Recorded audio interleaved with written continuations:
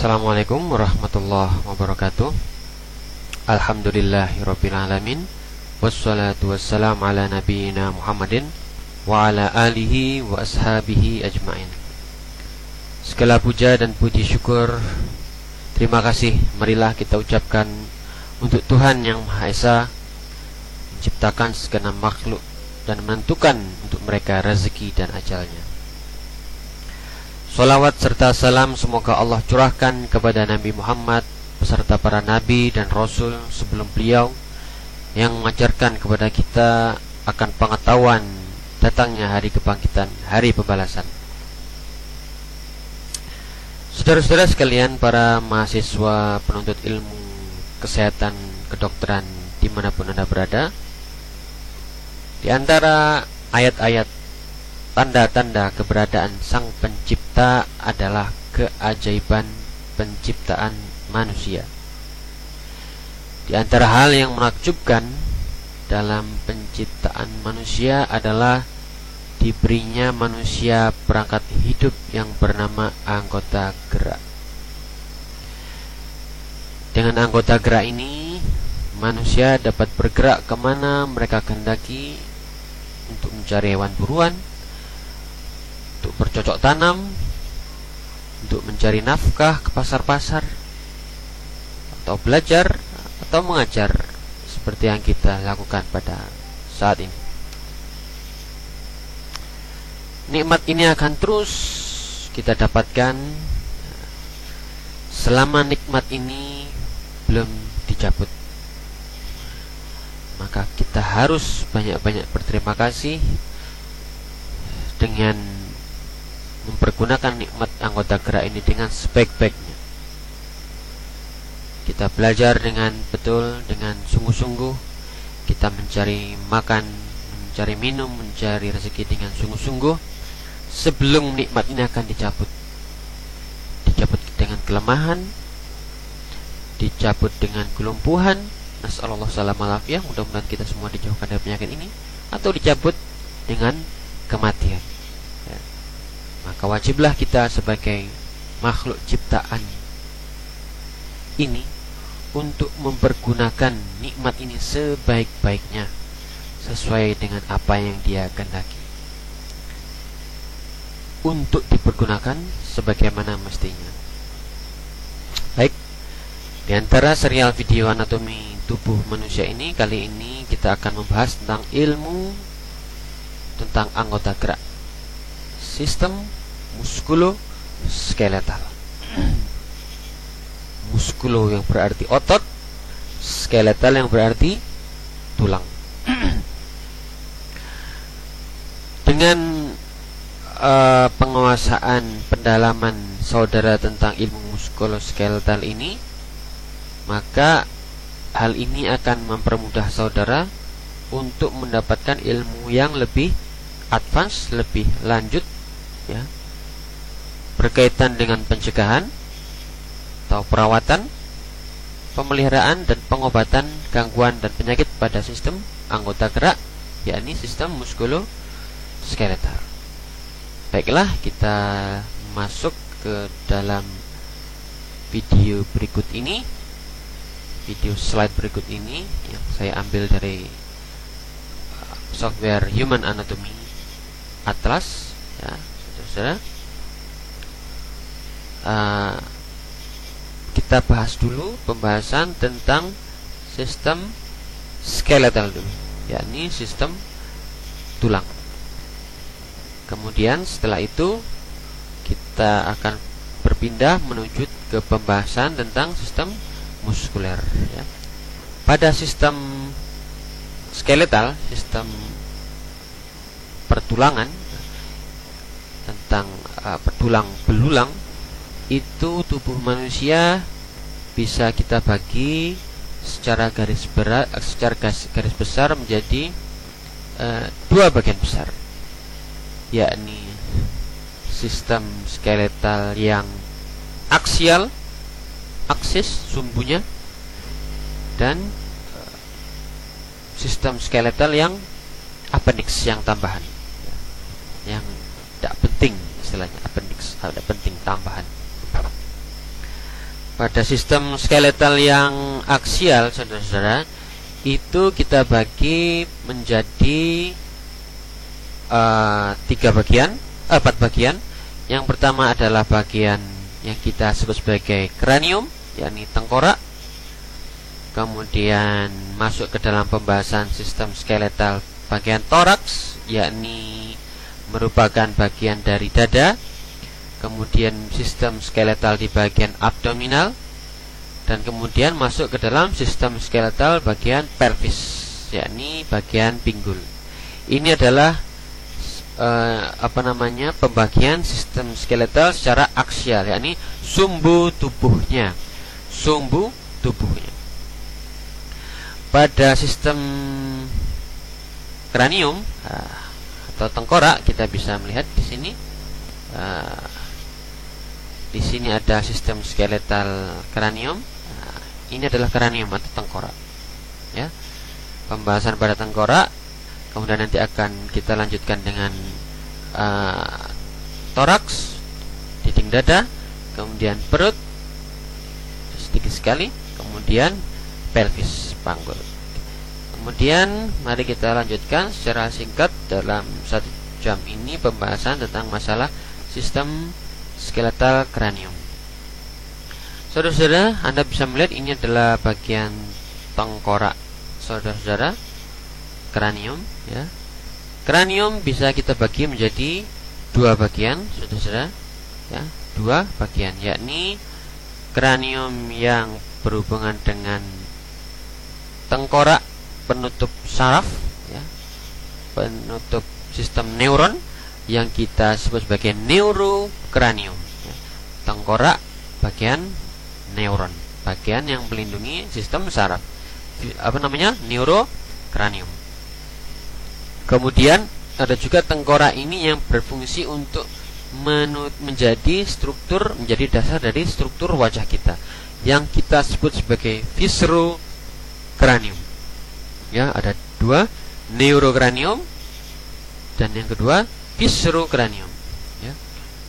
Viscerokranium untuk dasar bagi pembentuk struktur yang ada di wajah, sementara neurokranium berfungsi untuk pelindung bagi jaringan saraf, terutama jaringan saraf, sistem saraf pusat cerebellum.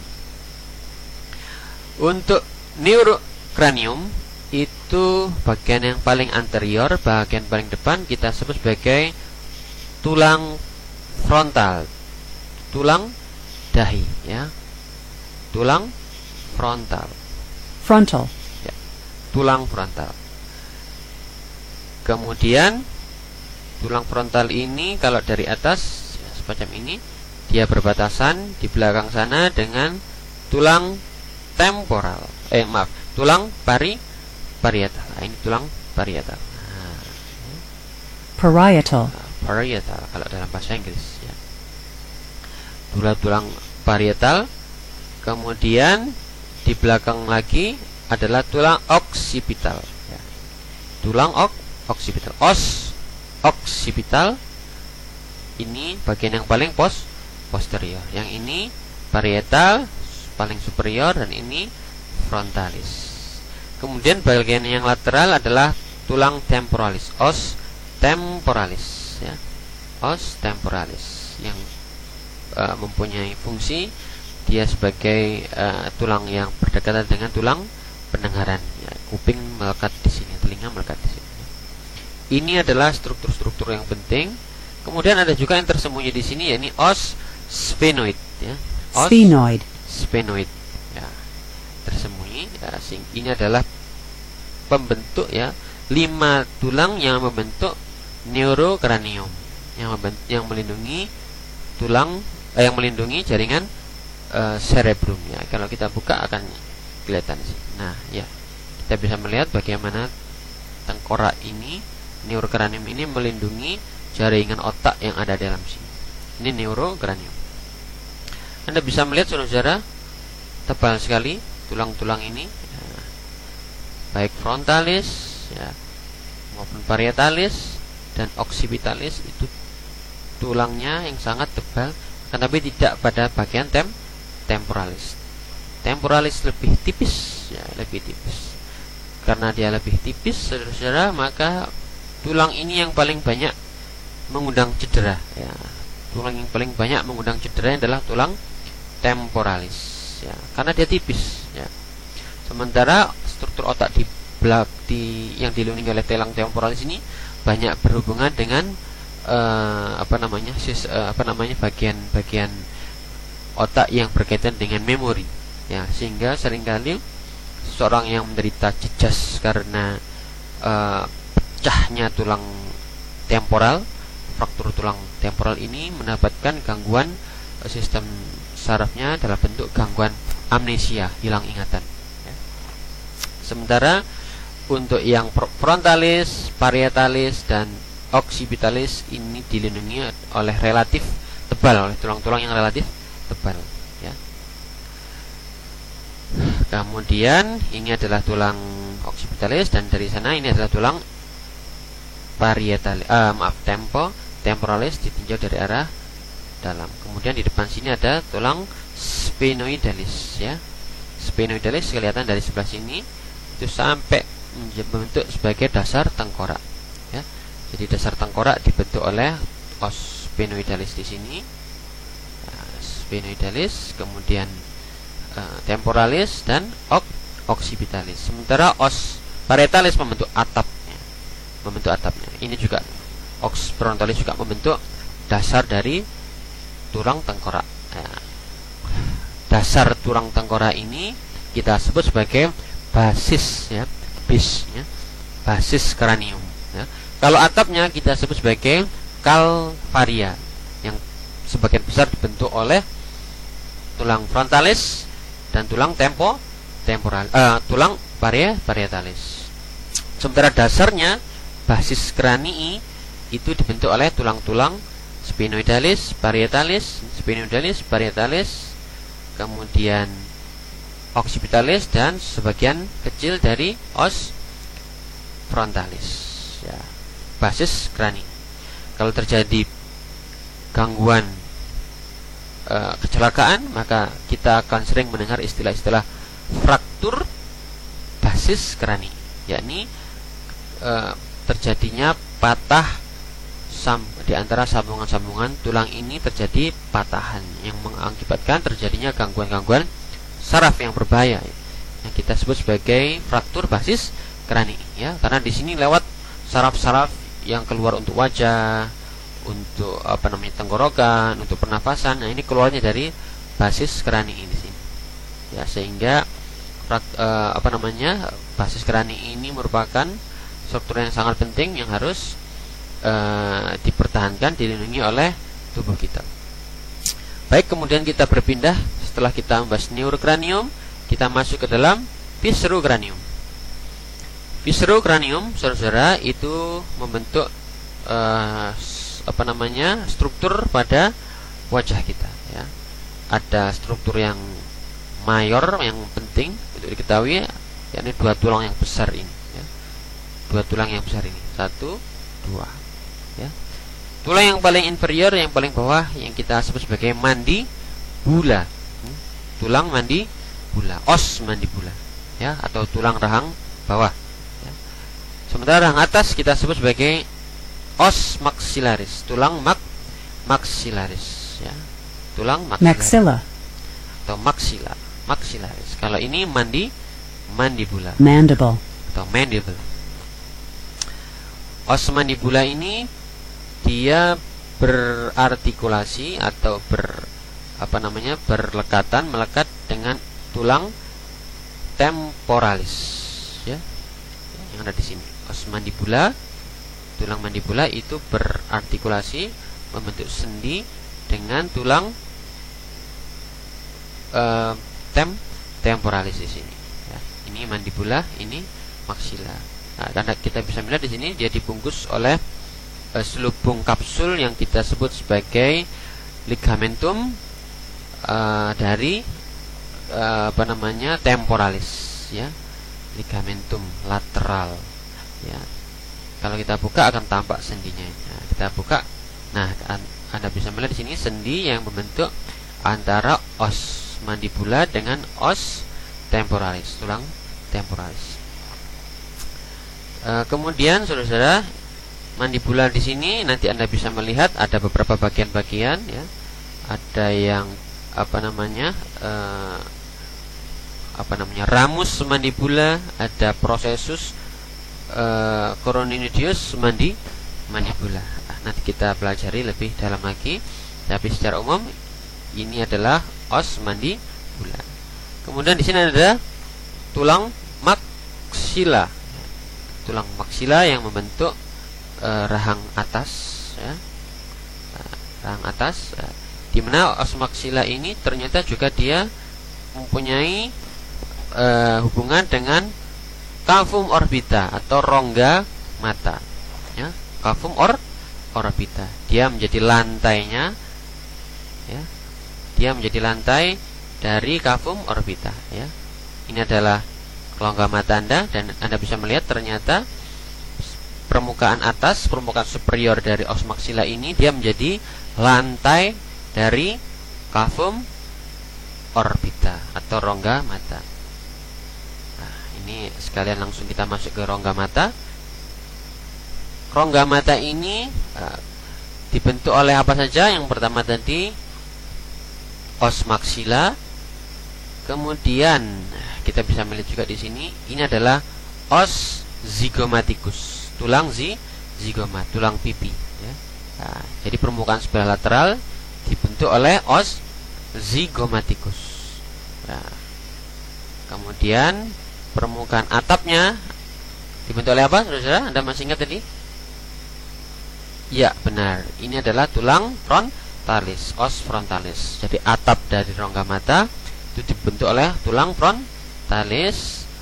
Kemudian dinding sebelah medial itu dibentuk oleh ada beberapa bagian. Yang pertama adalah os lacrimalis, yakni tulang pembentuk tempat saluran dari air mata. Kemudian os ethmoidalis, os ethmoidalis ya. Kemudian dari sisi belakang tampak sedikit dibentuk oleh os sphenoidalis ya.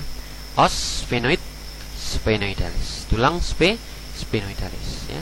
Jadi kita bisa bayangkan lantainya adalah os maxillaris, atapnya adalah os frontalis. Dinding lateral dibentuk oleh os zygomaticus dan os sphenoidalis, membentuk sebagai dinding lateral dan dinding belakang. Kemudian dinding medial, dinding tengah adalah os ethmoidalis dan os lacrimalis. Ini adalah tulang-tulang pembentuk dari cavum orbita. Kemudian Anda bisa melihat juga di sini ada struktur yang lebih mudah di sini yang membentuk hidung kita, yang bahan pembentuknya bukan tulang keras os seperti ini, tapi bahan pembentuknya adalah kartilago atau tulang rawan ya. Kartilago nasalis ya. Karena dia tulang rawan, maka dia bisa ditekuk-tekuk. Karena tulang rawan bahannya lebih mudah ya. Disebut sebagai tulang muda sebetulnya karena dia lebih lunak seperti kuping. Kita punya jaringan kuping yang mengandung kartilago juga, kartilago auricula ya, yang membentuk struktur telinga kita, telinga luar kita, kuping kita, daun telinga kita. Ya, sementara kalau yang hidung ini dibentuk oleh kartilago nasalis, ya, kartilago nasalis. Kartilago nasalis itu akan berarti ke bawah akan membentuk ala mayor dari nasi, ala mayor. Ya. Ada ala mayor dan ada ala minor nanti kecil di sini. Ya. Ada ala mayor, ada ala minor. Itu adalah tulang rawan, saudara-saudara. Ini ada lagi, saudara-saudara, sedikit sini ada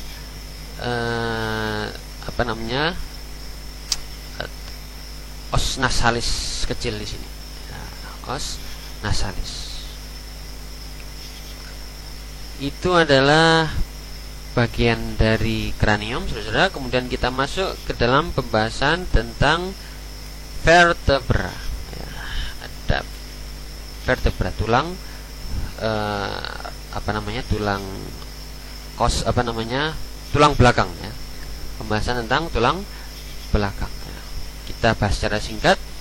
Jadi tulang belakang kita, saudara-saudara, ada sekian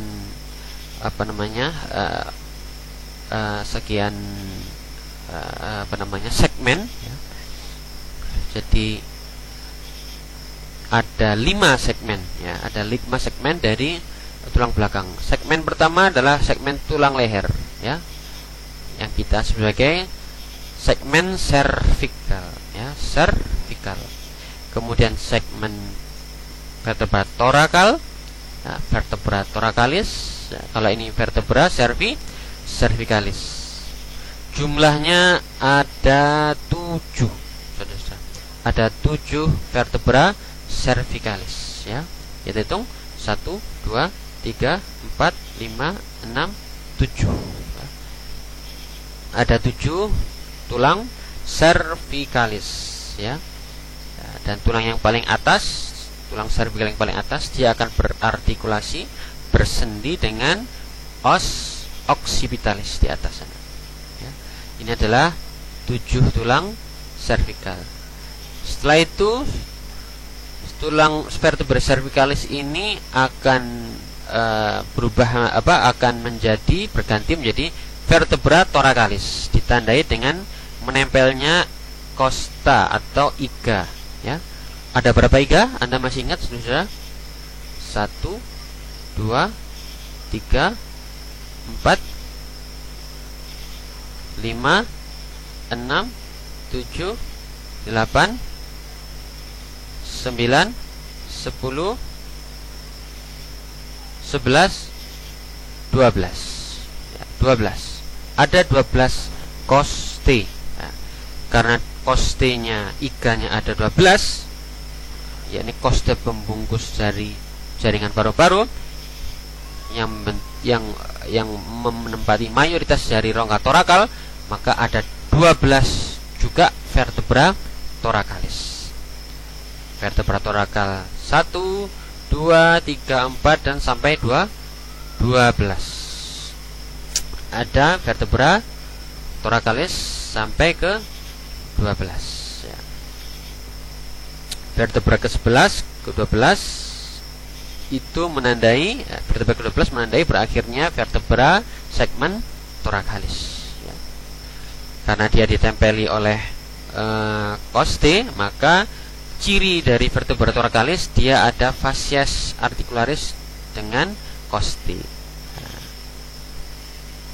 Kemudian saudara-saudara, kita berpindah ke vertebra di bawahnya, yakni vertebra lumbalis ya. Ini bagian lumbal. Ada berapa? Benar, ada 5 lumbalis, vertebra lumbalis. 1, 2, 3, 4, 5. Ada 5 vertebra lumbalis ya, yang menyusun pinggang saudara-saudara ya. Dan kemudian setelah itu, setelah kita menyebut 3 segmen vertebra, maka 2 vertebra terakhir adalah vertebrae sacralis ya, kita hilangkan setelahnya. Ini ada vertebra sacralis. Berbeda dengan thoracalis ya. Berbeda dengan lumbalis, vertebra sacralis dia telah menjadi fusi, telah bergabung segmen-segmennya, sehingga kita sebut vertebranya ini sebagai sacrum. Tidak ada vertebra sacralis 1, 2, tidak ada, tapi kita sebut sebagai sacrum. Walaupun demikian, lubang-lubang yang menjadi tempat keluarnya saraf kita bisa kita tandai darinya ya, ada sacrum di sini ya. Sacrum. Nantinya sacrum yang pertama akan mengeluarkan foramen sacrum yang pertama, kedua, ketiga, dan yang terakhir adalah coccyx ya. Coccyx atau tulang ekor ya. Nah, ini tulang ekor kita hilangkan. Nah, ini tambah ada tulang ekor.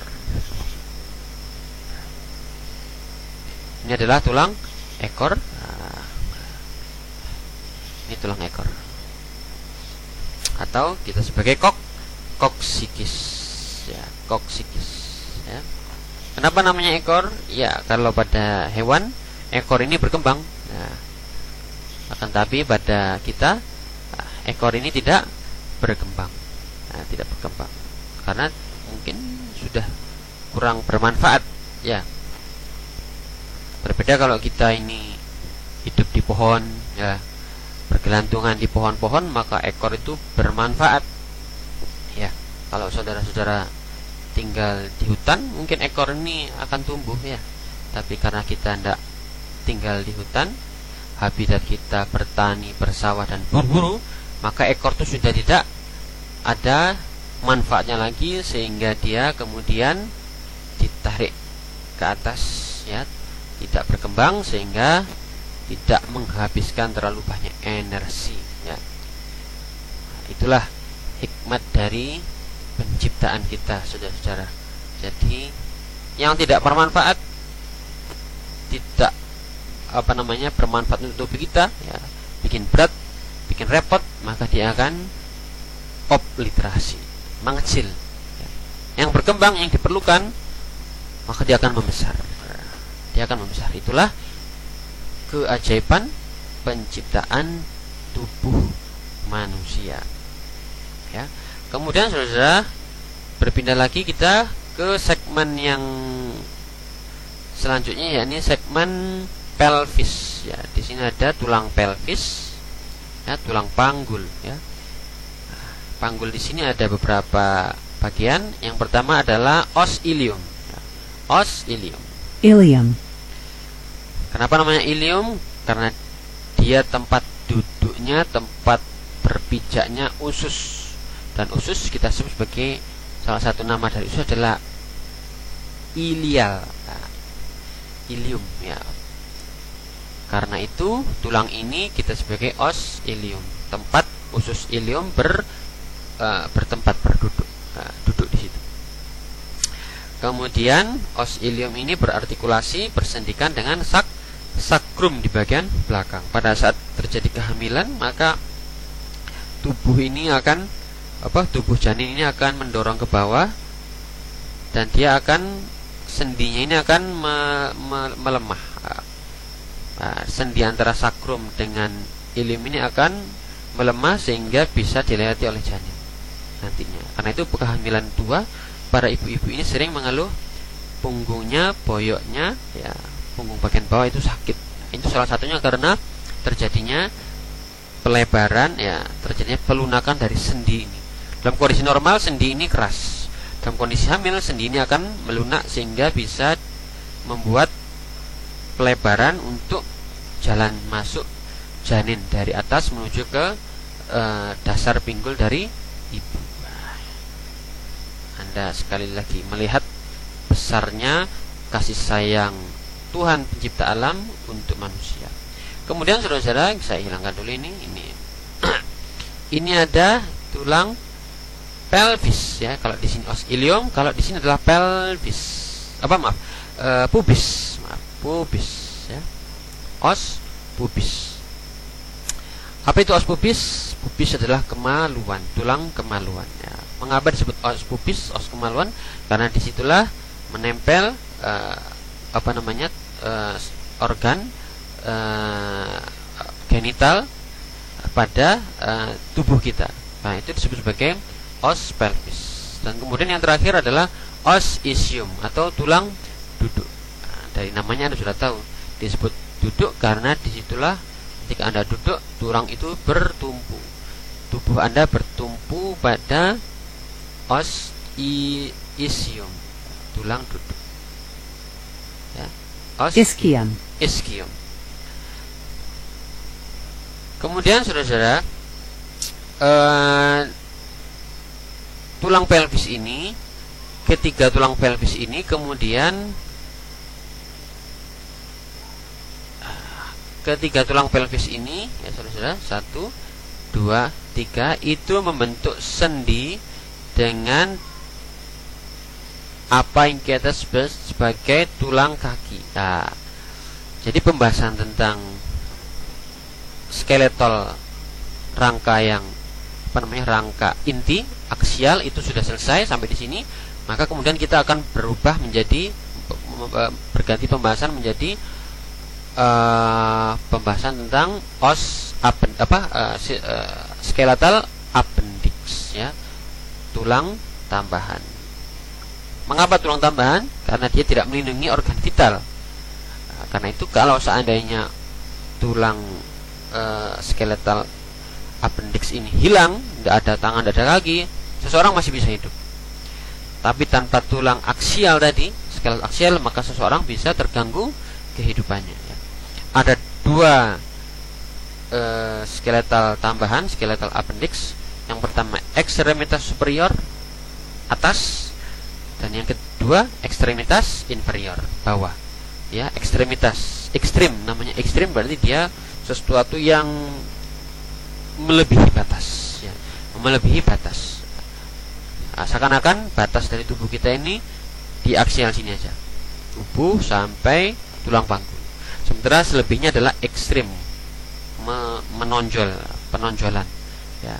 Ada dua, ekstremitas superior, ekstremitas inferior bawah. Superior atas, inferior bawah. Ya, kita masuk lagi kepada sendi yang kaki tadi. Jadi yang namanya tulang pelvis ini tadi, 3 tulang pelvis akan bergabung menjadi satu pada daerah yang kita sebut sebagai acetabulum, ya. Rongga masuknya tulang paha atas. Ya, ini adalah tulang femur, saudara. Tulang femur. Femur. Dia berartikulasi, bersendikan dengan bagian dari tulang pelvis di sini. Bersendi di situ. Kalau kita buka bungkusnya, Anda bisa melihat sini bungkus dari tulang sendi tulang pelvis dan femur ini tebal sekali. Kita hilangkan. Nah, ini adalah sendi dari tulang femur dengan pelvis. Anda bisa melihat di sini bentuk dari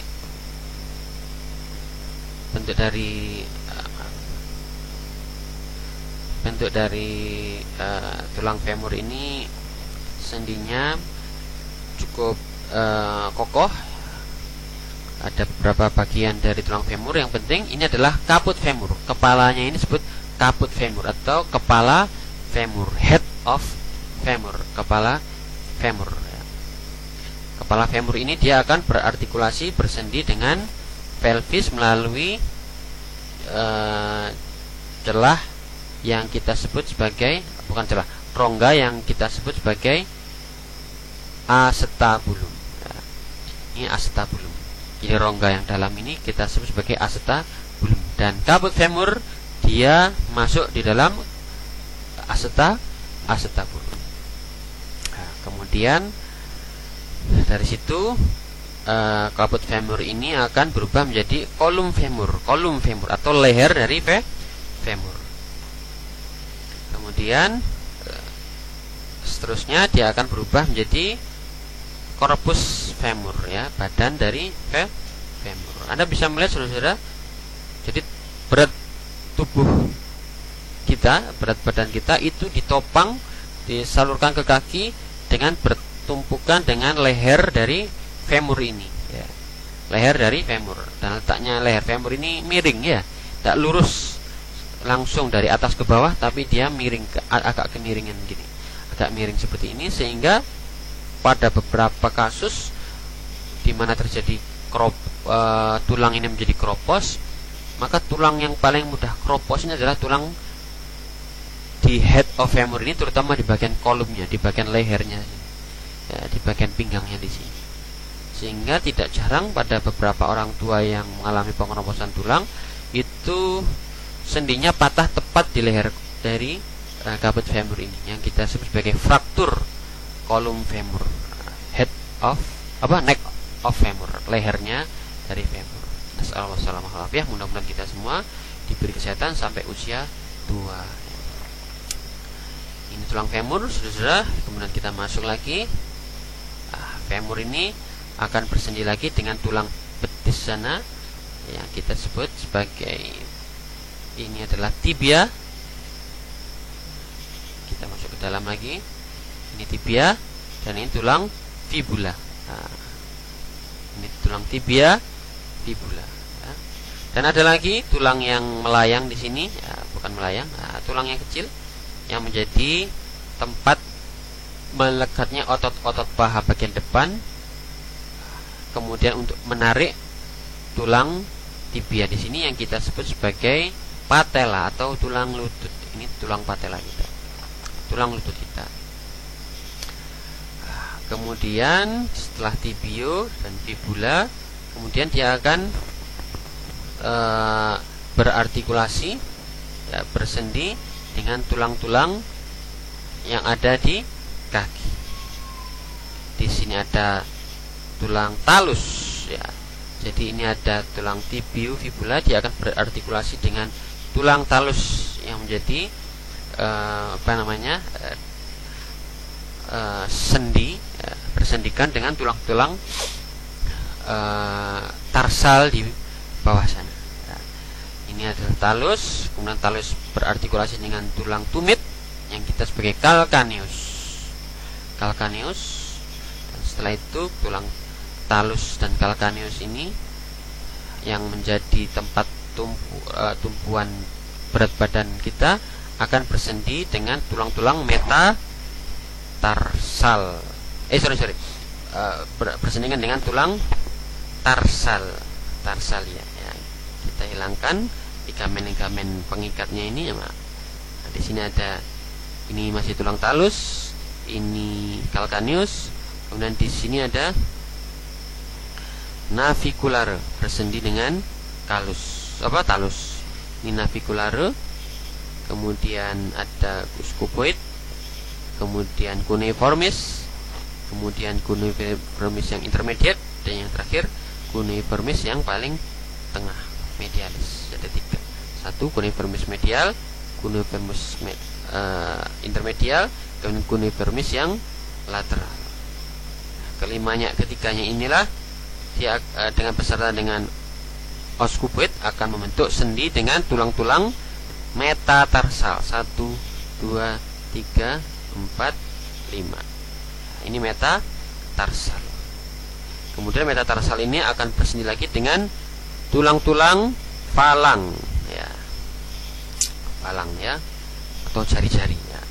Falang, ada falang yang proksimal, falang medial, ada falang yang distal. Nah, ini pada kaki, ya. Dia ada yang buku jari-jari pertama, kedua, ketiga. Nah, itu kita sebagai falang proksimal, medial, kemudian distal. Nah. Oke, kemudian kita masuk ke pembahasan ke ekstremitas superior. Nah, ini adalah ekstremitas superior, identik dengan yang di kaki. Kalau di kaki ada humerus, kalau di kaki ada femur, kalau yang di atas ada humerus, ya. Ada humerus. Ini tulang humerus. Nah, ini humerus, saudara. Dia bersendikan dengan rongga torakal melalui tulang yang menjadi tulang yang menjadi penghubung, ya, penghubung antara aksial dengan ambideks tadi, ya. Kalau di bawah ini pelvis, nah, kalau di atas pelvisnya itu dalam bentuk ini scapula, ya. Scapula dan kemudian clavikula, tulang clavikula. Clavikula akan bersendi dengan scapula, ya. Scapula, ini clavikula. Ini akan membentuk istilahnya pelvis bagian atas, ya, tapi bukan pelvis, ya. Kalau pelvis di bawah, ini penghubung, ya. Atau istilahnya itu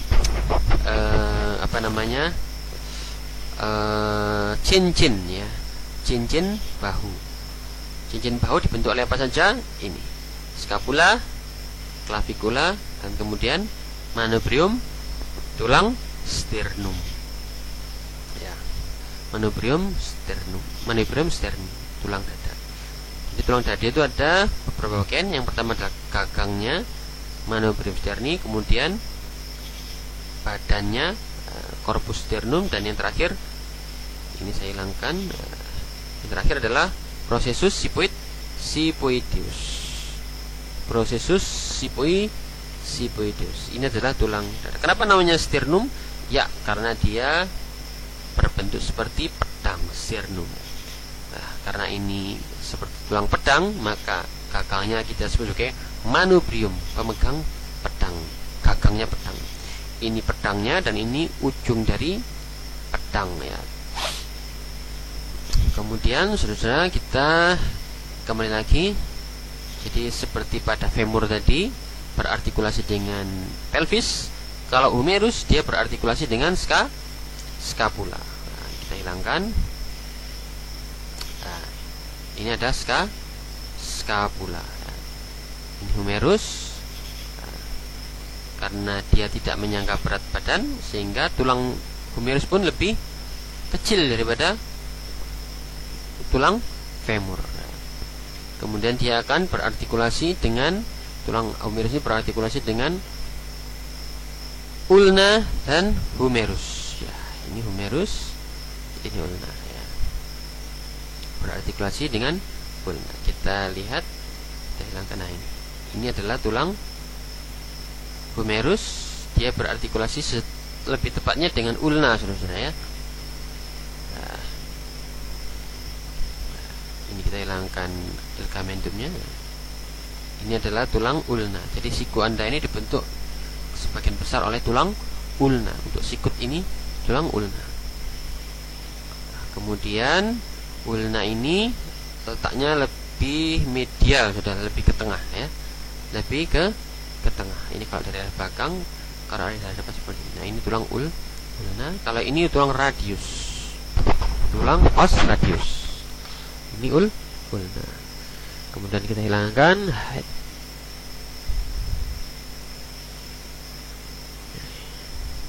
ini tulang. Kalau tadi ada tarsalia, kalau pada tangan namanya os carpalia. Ya.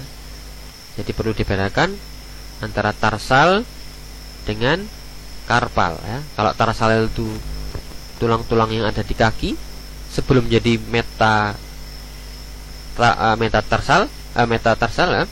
Kalau pada kaki, kalau pada tangan namanya karpal. Tulang-tulang kecil namanya karpal. Ya. Nah, kita buka ligamentumnya. Nah, kita bisa melihat di sini ada sekian banyak tulang-tulang karpalia di sini. Ya.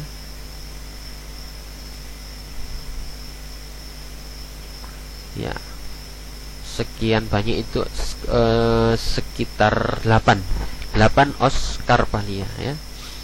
Macam-macam di sini. Yang pertama yang bersentuh langsung dengan radius adalah scaphoid. Nah, kenapa namanya scaphoid? Karena seperti perahu. Kemudian lunatum. Lunatum.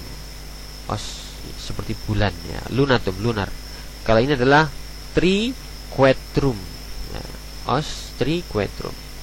Ini adalah scaphoid, lunatum, triquetrum, ya. Kemudian saudara-saudara, ini bukan tulang, ini diskus saja. Diskus itu semacam penghubung, jaringan penghubung. Kemudian di sini ada tulang capitatum, hamatum. Nah, capitatum, hamatum, dan yang kecil ini pisiformis. Nah, ini tulang pisiformis yang menonjol di kelingking kita. Itu ada yang menonjol, itu namanya tulang pisiformis, ya. Kemudian dengan adanya 7-8 os carpalia ini, dia akan berartikulasi dengan metakarpal, ya. Jadi ada carpalia, os carpal, tulang-tulang tangan yang kecil.